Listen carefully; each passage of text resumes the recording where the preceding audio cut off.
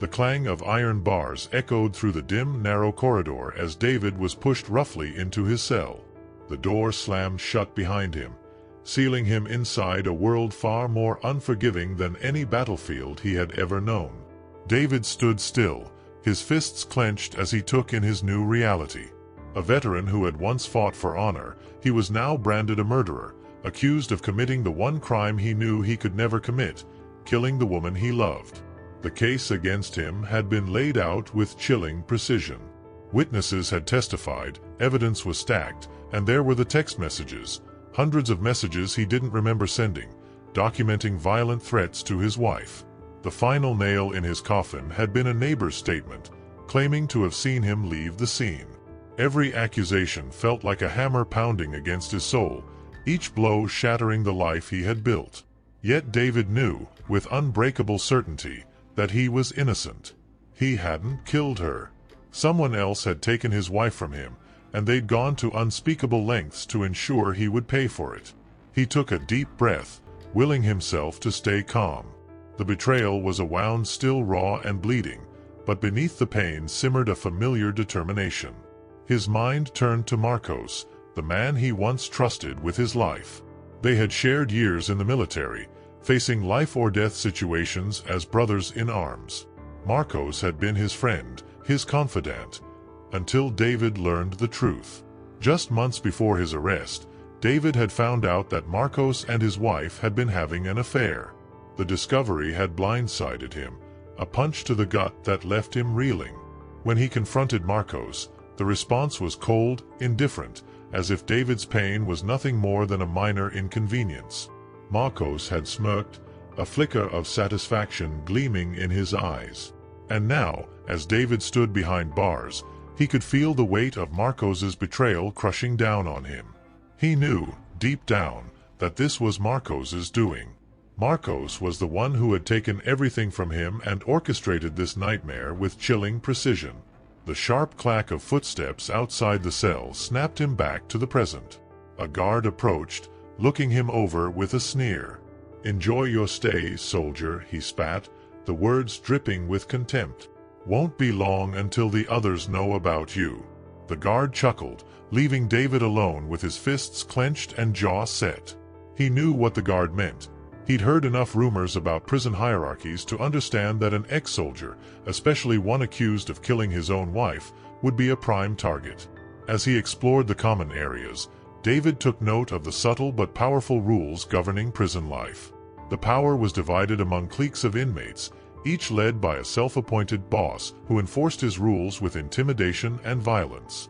Groups clung to certain areas, the corner by the laundry room, the tables closest to the yard. It was a system as rigid and complex as any battlefield strategy. Here, survival was about understanding the lines of loyalty and animosity, and David knew he'd have to play the game if he wanted to survive long enough to prove his innocence. It didn't take long for him to spot a potential ally, though he felt a pang of doubt as he observed him. Rafa was a young man, barely out of his teens, with a nervous energy that made him stand out among the hardened criminals. His wide eyes darted around the common area, his shoulders hunched as though he were trying to disappear into the walls. The kid looked lost, vulnerable, a perfect target for the more predatory inmates. Something in David, an instinct he couldn't quite place, urged him to reach out. One day, as they sat in the crowded cafeteria, David leaned over and spoke in a low voice. "You look like you could use a friend." Rafa glanced at him, his eyes a mixture of fear and suspicion. "Why would you care?" Rafa murmured, keeping his gaze down. "I've been through worse than this," David replied, his tone calm and steady. "I can teach you a few things. Help you stay safe." Rafa hesitated, his gaze flitting between David and the other inmates. Finally, he nodded, his expression guarded but hopeful. Over the next few days, David began showing him basic self-defense techniques, teaching him how to position himself to avoid being cornered, how to spot a threat before it escalated. Rafa's fear slowly gave way to something that almost resembled trust, and David thought he might have found a loyal friend in this hostile place. But something about Rafa still felt off. At times, David noticed Rafa's gaze lingering on him a beat too long, a hint of calculation behind his apparent gratitude. David tried to shake off the feeling, convincing himself that Rafa was just nervous. Yet a small voice in the back of his mind warned him to be cautious. Night after night, as he lay alone in his cell, David's mind returned to thoughts of his wife. He could still see her smile, hear her laughter, feel the warmth of her hand in his. Memories of their quiet nights together, of promises whispered in the dark, filled him with a grief so intense it was almost physical. But there was one memory that stood out above the rest, a vow he had made to her, a promise that now felt like an unbreakable command. "I'll always fight for the truth," he had told her one night, holding her close after a difficult time. And now, that promise was all he had left. In a prison surrounded by danger and betrayal, he held onto it like a lifeline. But he knew that to survive here, he couldn't just rely on memories or promises. He would need to plan, to think ahead, and to find allies he could truly trust. The truth wasn't just a matter of justice, it was his only chance at survival. As dawn's first light crept through the tiny window above, David took a deep breath and closed his eyes. The betrayal, the accusations, the danger that surrounded him, it was all a part of a new war. And he would fight it with everything he had, because he knew one thing with iron certainty: the battle wasn't over. Not yet. David's days inside the penitentiary began to settle into a brutal rhythm. Mornings meant quiet observation, watching the shifting alliances between inmates and guards. Each glance exchanged a subtle warning or a hidden promise of protection. Afternoons were for self-preservation, navigating tense moments in the yard, where hardened men eyed him with suspicion or outright hostility. But his focus never wavered. He had only one mission: uncovering the truth and surviving long enough to see it through. He kept a low profile, his mind running on military instinct, knowing that attention here was dangerous. He continued his cautious alliance with Rafa, teaching the young man how to defend himself and reading the wary glances of those around them. But as the days wore on, David began noticing an invisible thread connecting Rafa to the shadow of someone outside these walls. Marcos. Rafa had started to act strange, slipping away without explanation, his nervous glances becoming harder to ignore. David pushed the suspicion down, wary of creating enemies too soon, but the unease stayed. One afternoon, during a mandatory group counseling session, David met Clara, the prison psychologist. She entered the room with an air of calm authority, her dark hair pinned back, her expression revealing nothing but a faint curiosity behind her calm demeanor. David had seen psychologists during his years of military service, but Clara's gaze held a perceptiveness that unsettled him. He kept his answers clipped, careful to keep his resentment buried, but her eyes stayed on him, watching him in a way that felt too personal, too intense. "Mr. Cruz," Clara said softly as the others filed out, "would you mind staying a few extra minutes?" David felt his shoulders tense, but he nodded. "Sure." Clara's calm eyes met his as she spoke, her voice a careful blend of professionalism and curiosity. "I've read through your file," she began. "It's unusual, to say the least." David held her gaze, forcing himself to keep his expression neutral. "You believe everything you read?" "No," she replied, a small, almost empathetic smile curving her lips. "That's why I'm asking." David's voice dropped, bitterness seeping through his words. "Let's just say, prison's not the first place where justice has been a luxury." Clara's expression softened, her hands resting on the table between them. "If you're innocent, there are ways to fight this. But it's dangerous for you in here. If you need support, even an advocate on the outside," she trailed off, a flicker of sympathy in her eyes. David scoffed, but something about her unwavering gaze made him pause. "Why would you believe me?" Clara didn't break eye contact, her expression thoughtful. "People can lie with words, Mr. Cruz, but it's harder with their eyes. And yours," she paused, her brow furrowing slightly. "They're full of hurt, not guilt."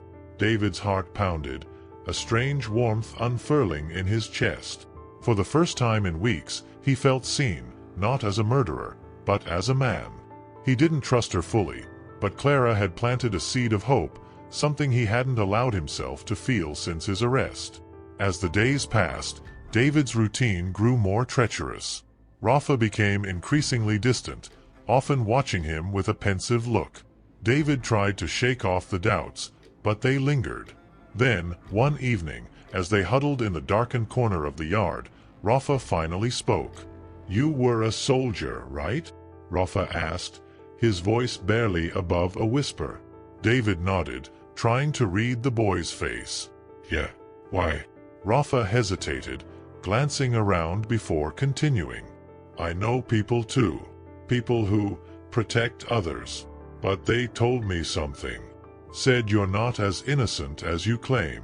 David's blood ran cold. "Who told you that?" Rafa shrugged, looking away. "Doesn't matter. Just saying, maybe you're not the only one with friends in here."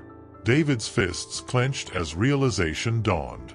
Someone was manipulating Rafa, using his fear to sow seeds of distrust. And he knew only one person capable of such cold manipulation: Marcos. A bitter anger rose in him, but he forced himself to stay calm. "Listen to me, Rafa," he said, his voice firm but low. "Don't believe everything you hear.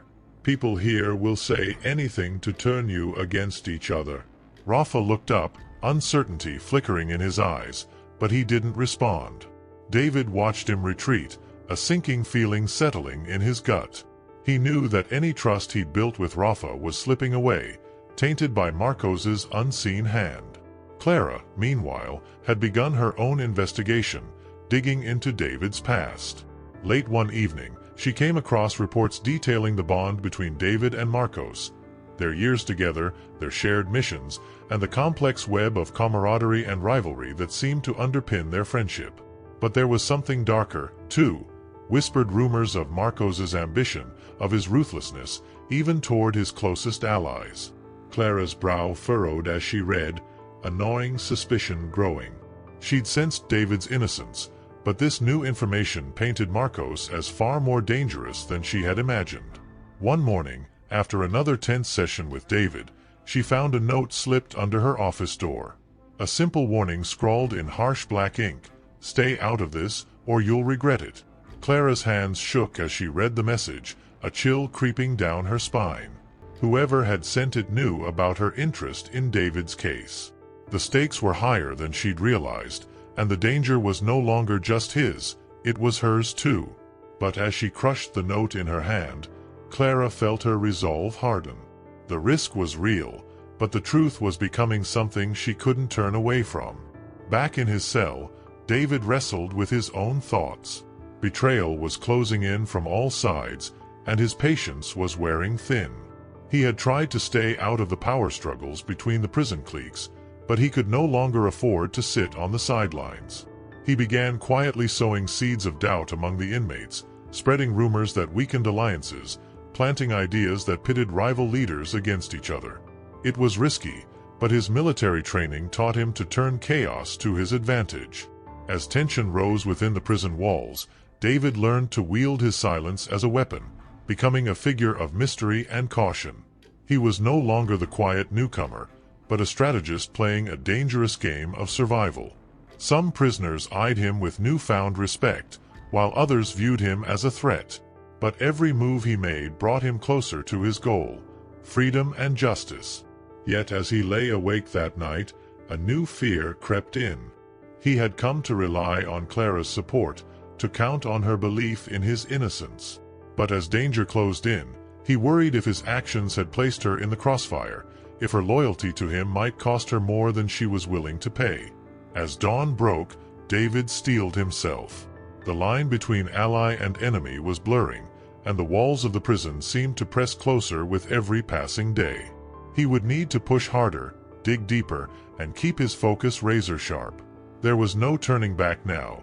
Only the truth, vengeance, and survival awaited him at the end of this war. The tension in the prison had reached a boiling point, and David felt the pressure bearing down on him from all sides. Rumors circulated about him, some calling him a madman, others a force to be reckoned with. But one thing was certain. He was no longer just another face behind bars. He had become a symbol of defiance, an enigma in a place that devoured the weak and the broken. David's quiet strength had earned him a wary respect, but it had also painted a target on his back. And that target attracted the attention of the Cobra, a notorious gang leader who ruled a segment of the prison yard with brutal force. Cobra was a man of imposing size, covered in tattoos that told the stories of his conquests and his dominance in prison. He was as much feared as he was hated, his reputation built on intimidation and the corpses of those who dared to challenge him. One afternoon, while David was sitting alone in the yard, Cobra approached with a sneer. His gang members circled around them, forming a ring that isolated David from the rest of the inmates, who looked on with morbid fascination. The air was thick with anticipation. Everyone knew that any confrontation with Cobra ended in blood. "Thought you could play smart, huh?" Cobra taunted, his voice a low growl as he circled David. "You think just because you were a soldier, you can come in here and make a name for yourself?" David didn't flinch, meeting Cobra's gaze with a calm, steady expression. His silence seemed to unnerve the gang leader, who narrowed his eyes, trying to decipher the man in front of him. Cobra spat at the ground, his eyes flashing with contempt. "Let me tell you how things work here. You don't get respect by playing quiet. You get it by showing you're stronger than the rest. So, let's see if you're as tough as they say." Without warning, Cobra lunged, his fist hurtling toward David with brutal force. David sidestepped, his instincts kicking in as he moved with a speed that took the crowd by surprise. Cobra staggered, momentarily thrown off balance, but he recovered quickly, his expression darkening as he realized this wouldn't be as easy as he'd thought. The fight escalated, each strike more vicious than the last. Cobra attacked with unrestrained fury, throwing punches with the strength of a man accustomed to breaking bones. But David had the discipline and training of a soldier, each movement precise and calculated. He evaded Cobra's blows with a practiced ease, landing his own hits with deadly accuracy. His focus narrowed to the man in front of him. Around them, the crowd erupted, voices rising in excitement and anger. Some cheered for Cobra, urging him to teach David a lesson, while others watched in awe as the former soldier held his own against one of the most feared men in the prison. The guards looked on with wary interest, their eyes gleaming with a mix of amusement and calculation. They wouldn't intervene unless absolutely necessary. They enjoyed watching prisoners fight, especially when it involved someone like Cobra. The fight raged on, and Cobra grew desperate, his swings becoming wild, fueled by his frustration. Sensing his opening, David moved in, delivering a series of quick, powerful blows that left Cobra gasping, struggling to stay upright. The last punch sent Cobra to his knees, his face bloodied and his breathing ragged. David could feel the adrenaline pounding through him, his heart racing as he looked down at his fallen opponent. He had the chance to finish it here and now, to assert his dominance in a way that would send a message to every inmate watching. But he stopped. David took a step back, his gaze steady and unyielding as he looked at Cobra, who glared up at him with a mix of hatred and humiliation. The crowd fell silent, their expressions shifting from excitement to awe as they realized what David was doing. By sparing Cobra, David had sent a message more powerful than any blow. He wasn't just a fighter. He was a man of principles, someone who fought with honor even in a place that had none. David turned and walked away, the crowd parting in silence as he made his way back to his cell. He could feel their stares, a mixture of respect and fear, and he knew that his position in the prison had changed. He wasn't just another inmate anymore.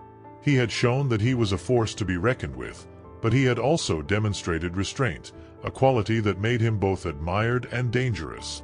Back in his cell that night, David grappled with the aftermath of the fight. The rush of adrenaline had faded, leaving behind a sense of unease. He could feel the prison changing him, stripping away parts of himself he wasn't sure he could get back. The fight with Cobra had reminded him of his days in the military, of battles fought in the heat of war. But this was different. This wasn't just survival. It was a descent into a darkness he feared he might never escape. His thoughts turned to Clara. She had continued her sessions with him, each meeting filled with an unspoken tension that neither of them acknowledged but both felt deeply. She was his only link to the outside world, the only person who seemed to believe in his innocence. But every conversation with her reminded him of the stakes, of the people willing to kill to keep the truth buried. Her life, too, was now at risk because of him, and that realization weighed on him. Meanwhile, Clara's investigation had led her to chilling discoveries about Marcos. She had found proof that connected him to a network of corruption within the prison system, a web of deceit and violence that went far beyond David's case. But her digging hadn't gone unnoticed. She had received more warnings, each one more menacing than the last. The danger was real, and yet Clara couldn't bring herself to stop. As David lay in his cell, he couldn't shake the feeling that a storm was coming, one that would force him to choose between his principles and his survival. The line between right and wrong was blurring, and every decision felt like a step deeper into a world he didn't recognize. He knew one thing for certain: the fight with Cobra had marked a turning point. He had made enemies that day, enemies who wouldn't forget the humiliation he'd inflicted on one of their own. And in a prison where revenge was currency, he knew it was only a matter of time before they came for him. With a final, steadying breath, David closed his eyes, steeling himself for the battles ahead. He had no allies left, no safety net. All he had was his resolve, his training, and a single unbreakable promise: to fight for the truth, no matter the cost. And as the cell block lights dimmed, casting long shadows across the walls, David prepared himself for the next war, knowing that each day here would test him in ways he had never imagined. David knew that the respect he'd earned from his fight with Cobra wouldn't be enough to keep him safe. In a place where respect and fear walked hand in hand, he understood he had to take control of his own fate. The fight had elevated him, but it had also painted a target on his back, and every day that passed, he felt the threat of retaliation looming. To survive, he would have to weave alliances carefully, turning rivals into assets and sowing division where it mattered most. He began his quiet campaign the next day. David observed the fractured alliances within the prison, watching as the various gangs and cliques interacted with each other. He noticed the simmering resentments, the quiet glances exchanged when a leader showed weakness, the murmured complaints when orders were given. There was tension everywhere, and David saw his chance to exploit it. He started small, spreading subtle misinformation. He would drop hints to one group leader that another had plans to encroach on their territory in the yard. He'd casually mention to another that certain inmates were scheming against them. Soon, the prison was a powder keg of distrust, with inmates casting suspicious glances at each other, shifting blame and questioning loyalties. The web David was spinning became more complex, with each rumor and whisper deepening the divisions. He was creating a shield of chaos around himself, a barrier of suspicion that would make any direct attack on him seem too risky.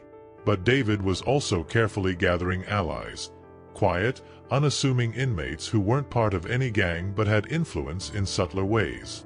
He approached them with a calm respect, earning their trust with small gestures, a bit of his food, an offer to watch their back during a confrontation.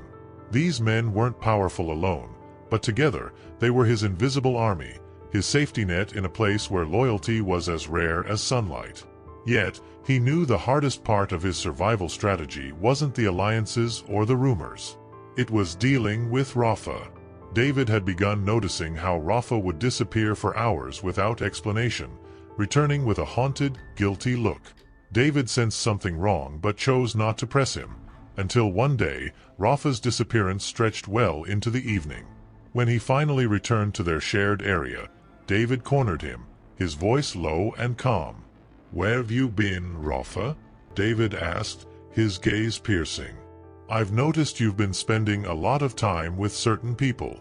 You want to tell me what's going on?" Rafa shifted uncomfortably, avoiding his eyes. "It's nothing, just some guys from my block." David's expression hardened. "We both know that's not the whole story." There was a tense silence, Rafa's gaze darting around like a trapped animal. Finally, he let out a shaky breath. "It's Marcos," he admitted, his voice barely a whisper. "He reached out, said he'd protect me if I helped him." David's stomach twisted with anger, but he kept his tone even. "What exactly did he want you to do, Rafa?" Rafa's voice cracked as he spoke, the guilt evident in his eyes. "He wanted information about you. Said you're dangerous, that you're not who you say you are." David clenched his fists, feeling the sting of betrayal. "So you believed him? After everything I've done to help you?" Rafa's gaze dropped, shame twisting his expression. I didn't know what to do, David. He has connections. Guards, people outside. He could have me killed with a word." David took a step back, the pain of Rafa's words sinking deep. He had trusted Rafa, believed he was molding an ally, but the young man had been manipulated just as David himself had been before. It felt like losing a piece of himself, another reminder that, in this place, no bond was safe from corruption. A bitter silence stretched between them before David finally spoke, his voice low but filled with a deadly calm. "You need to decide where you stand, Rafa. Because if you cross me again, I won't hesitate. Understand?" Rafa nodded, a mixture of fear and regret in his eyes, but David knew that the damage was done. Whatever loyalty he had once felt for Rafa was gone, replaced by a cold understanding that he couldn't trust anyone fully. Meanwhile, Clara had not stopped trying to help David. She'd been gathering every scrap of information she could find, digging into Marcos's connections, tracing back the bribes and favors he'd used to orchestrate David's downfall. Her investigation had started drawing attention, and she knew her time was running out. Then, one night, Clara received an anonymous message warning her to drop the case or face the consequences.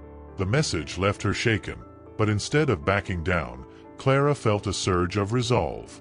She knew the risks but couldn't abandon David to face this alone.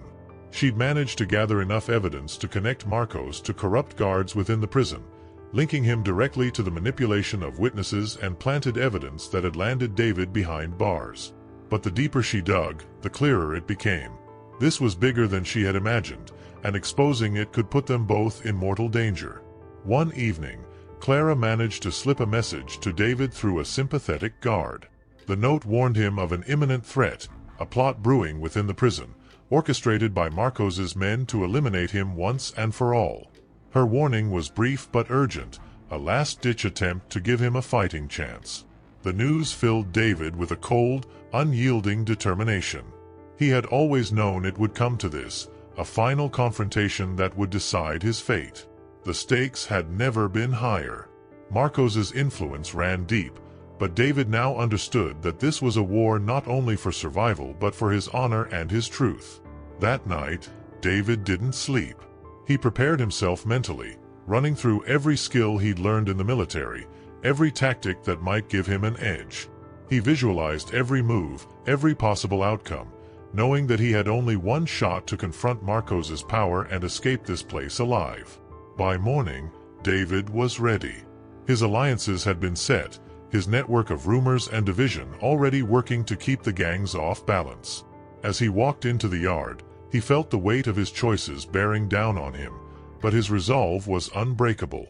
His battle wasn't just against Marcos or his men, it was against the darkness that threatened to consume him, the anger and betrayal that had built up over months of torment. He would confront it all head-on, not just to clear his name but to reclaim the part of himself he'd nearly lost in the shadows of this prison. David looked up, the gray sky above filled with dark clouds. The storm was coming, and he would be ready. The air in the prison was electric with tension. Whispers spread like wildfire, the guards' faces were grim, and inmates exchanged wary glances as David walked through the halls. The message Clara had sent him was clear. This was the endgame. Marcos had arranged everything for this moment, manipulating alliances, positioning his men, and bribing the corrupt guards to ensure David would never leave the prison alive. The noose was tightening, and David could feel it with every step. But he was ready. Months of planning, sowing divisions, and creating allies in the shadows had led to this point. David had uncovered a key piece of evidence hidden in Clara's files, a recording she had risked everything to obtain. It was a taped conversation linking Marcos to a network of corruption, connecting him to his wife's murder and implicating him in a conspiracy to frame David. Clara had been relentless in her search, and now her efforts were his greatest weapon. He'd been waiting in the yard when Cobra and a group of Marcos's men came for him. They moved through the crowd with deadly purpose, their eyes hard, hands twitching with anticipation. David's allies, the men he'd carefully recruited, held back, blending in among the other prisoners, waiting for his signal. David had a plan, but he would need to play his cards perfectly if he wanted any chance at survival. Cobra stopped just a few paces away, his expression twisted with contempt. "You thought you could humiliate me and get away with it, Cruz?" he sneered, his voice dripping with venom. "Today's the day you learn that no one crosses Marcos and lives." David met Cobra's gaze steadily, his expression unreadable. "I didn't come here to cross anyone. But I'm not the one who started this war." The words seemed to enrage Cobra, and he took a step forward, fists clenched. Around them, the other prisoners sensed the tension, a ring forming as inmates backed away, giving them space for the showdown they knew was coming. David's allies edged closer, subtly positioning themselves for the fight they knew was inevitable. Cobra swung first, a brutal punch aimed at David's head. David ducked, dodging with a soldier's reflexes, his mind snapping into combat mode. They exchanged blows, each hit precise and practiced. Cobra's men moved forward to join the fray, but David's allies intercepted them, fists and elbows flying as the yard erupted into chaos. As David and Cobra fought, flashbacks of his military training surged through his mind. Every move was deliberate, calculated. He felt the weight of each punch, the impact reverberating through his body, but his focus was unbreakable. He wouldn't let Cobra or anyone else stand in the way of his freedom. A guard's voice crackled over the loudspeaker, demanding order, but it was ignored. The yard had descended into a full-scale brawl, with David and Cobra locked in a deadly dance. David saw his chance. Cobra's balance was off, his stance weakened. In one swift movement, David drove his fist into Cobra's gut, knocking the wind out of him, and followed up with a brutal uppercut that sent him staggering back, collapsing to the ground. Cobra lay there, gasping, his eyes wide with shock as he looked up at David. Around them, the fighting slowed, prisoners and guards alike watching the scene with a mix of awe and dread. David had proven himself, not only in strength but in control. He had the power to end it right there, to claim victory and make an example. But instead, he took a step back, his gaze unyielding. "I'm not here to kill," David said, his voice carrying through the yard. "I'm here for the truth." A murmur rippled through the crowd as they processed his words. In prison, respect was won through violence, but David had done something far more dangerous. He had shown restraint, power tempered by purpose. In that moment, he became something more than a mere inmate. He became a symbol of defiance against the corruption that permeated their world. Two guards rushed forward, their batons raised, prepared to drag David away. But another figure stepped into the yard. It was Officer Mendoza, one of the few guards Clara had mentioned as being outside Marcos's influence. Mendoza raised a hand, signaling the others to hold off. "We're taking him to solitary," one of the guards said, his voice trembling slightly. Mendoza shook his head, his gaze fixed on David. "I don't think so. This man has a right to be heard." Mendoza turned to address the yard, his voice firm. "We've received evidence that changes everything. It's time the truth came out." A hush fell over the crowd as Mendoza stepped forward, handing David a small recorder, the same one Clara had managed to smuggle out with her last investigation. David's heart pounded as he held the device, knowing it was the key to exposing Marcos's crimes and finally proving his innocence.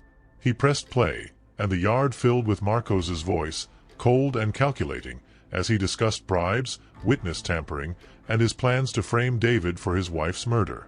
The recording was damning, a confession woven into casual conversation that left no room for doubt. The prisoners listened, expressions shifting from surprise to disgust.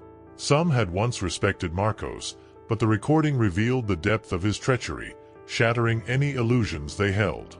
As the recording ended, a ripple of murmurs and curses spread through the crowd. Marcos's power was crumbling, his hold on the prison slipping with each passing second.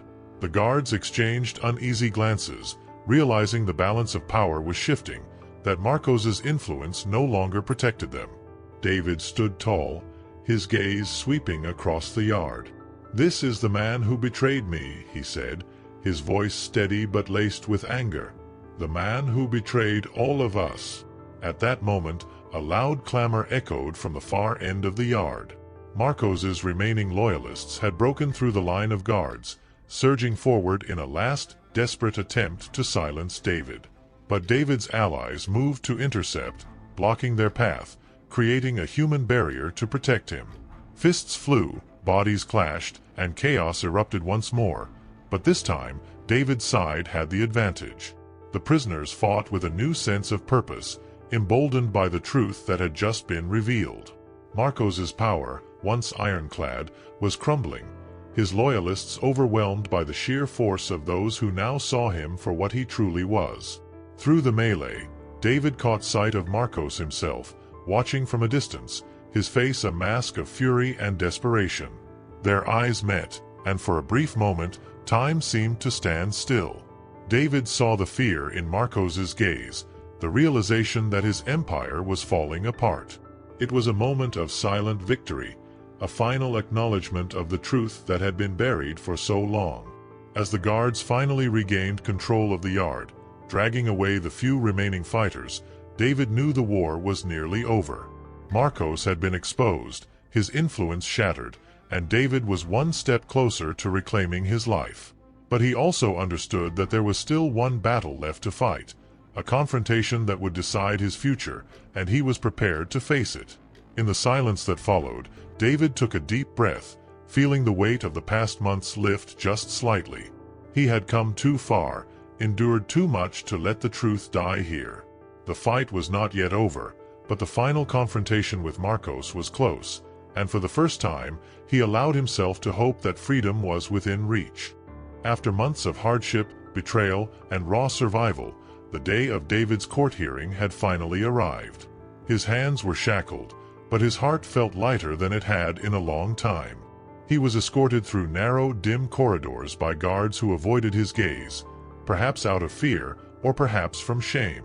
His fight with Cobra, the release of Marcos's incriminating recording, and the prisoner uprising that had nearly torn the prison apart had left an indelible mark on everyone. David had been hardened by prison, but he had also emerged as something more than just an inmate.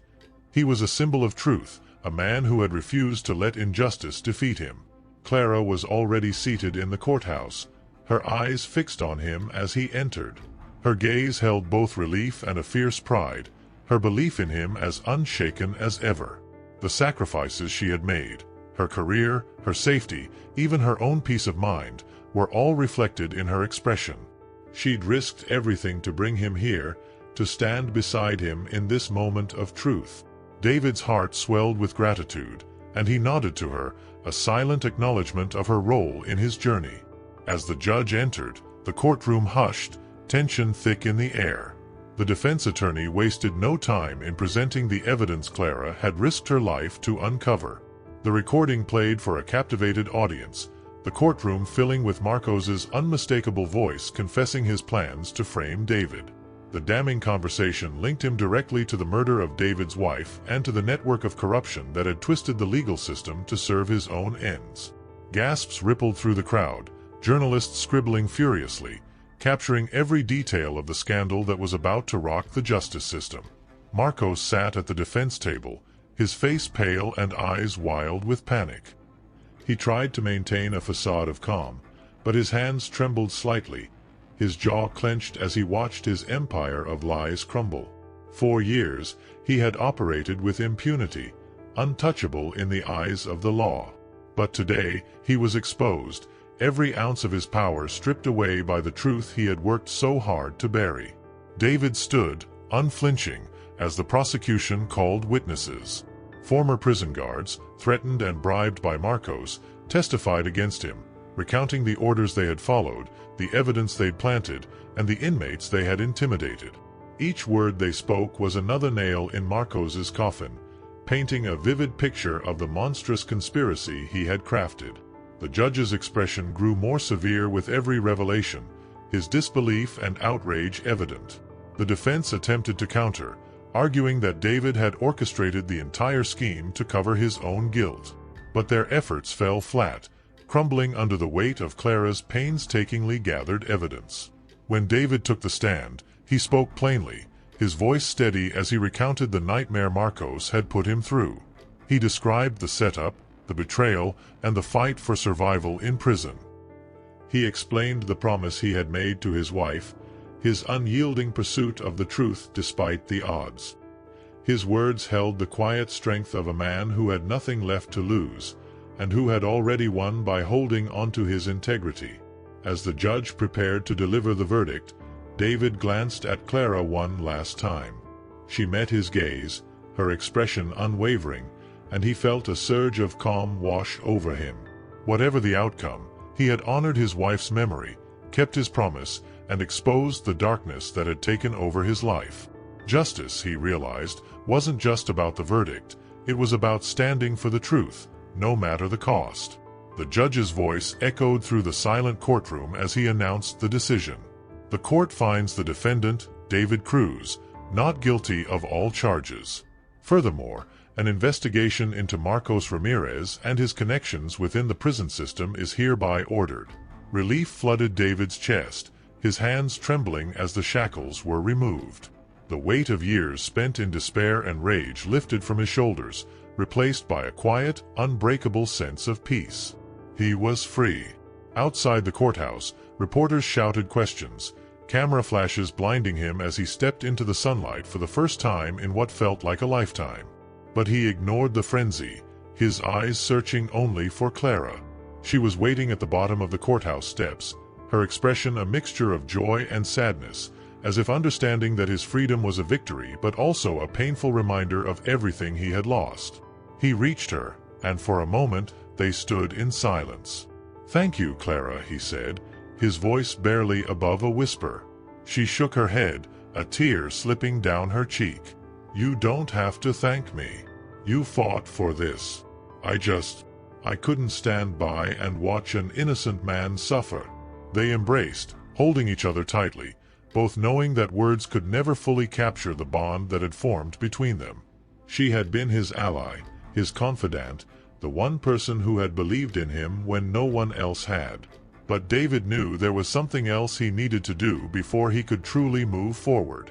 As the days passed, David kept a low profile, taking time to adjust to the world outside prison walls.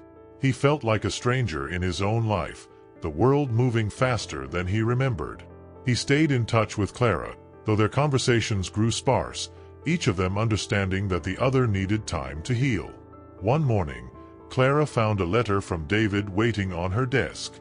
She unfolded it carefully, her heart pounding as she read his words. "Clara, you gave me my life back, and for that, I will always be grateful. But there are pieces of me that will take time to put back together. I promised my wife I would fight for the truth, and now that promise has been kept. But to find peace, I need to reconnect with myself, to remember who I was before all of this. I don't know where this journey will take me, but I hope to find the strength to rebuild. Maybe one day, I'll be ready to come back. Until then, thank you for believing in me. Thank you for standing by me. You gave me hope when I had none. Yours always, David." Clara held the letter, a bittersweet smile on her face. She understood his need for solitude, for a chance to rediscover the man he had once been. She had known from the beginning that David's journey to freedom would be just as much an internal battle as it was an external one. Months passed, and whispers about David faded from the news, his story slipping into quiet legend among those who had witnessed his fight for justice. Clara returned to her work, carrying on with the same resolve that had driven her to help him. She knew he was out there somewhere, finally free, finding peace in his own way. One day, she received another letter, this one unsigned but unmistakably from him. Inside, a simple message. Sometimes, freedom means learning to live again. Thank you for giving me that chance. Clara smiled, knowing he had finally found his path forward. The truth had set him free, and now, David was not only free from the prison walls but from the shadows of his past.